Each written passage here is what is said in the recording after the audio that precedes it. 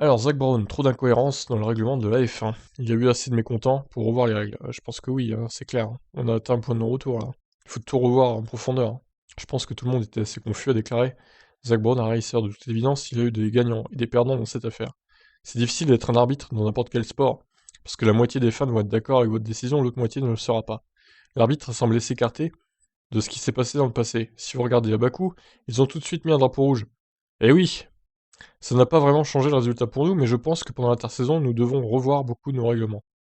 Brown dénonce l'inconstance des décisions, rappelant l'absence de sanctions contre Verstappen et Interlagos, alors que le Néerlandais avait emmené Hamilton à plusieurs mètres, à l'extérieur de la piste, pour ne pas se faire dépasser, tandis qu'un autre incident du genre avait provoqué une pénalité plus tôt dans la saison.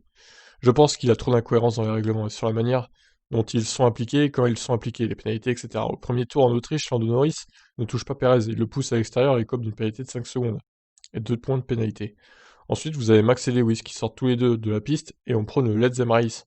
Il y a des histoires et c'est difficile quand c'est subjectif, mais je pense que nous devons prendre du recul.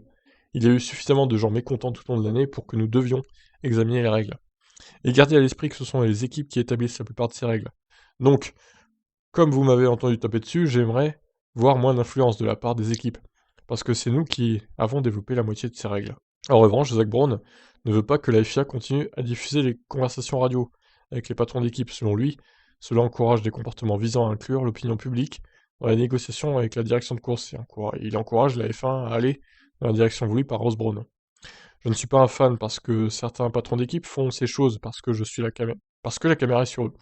Je pense que cela a changé le comportement des gens, donc je suis un partisan de ce que Ross a dit. Je pense que ça devrait rester dans les coulisses. De plus, vous avez plusieurs personnes qui s'adressent à Michael Masi à différents moments.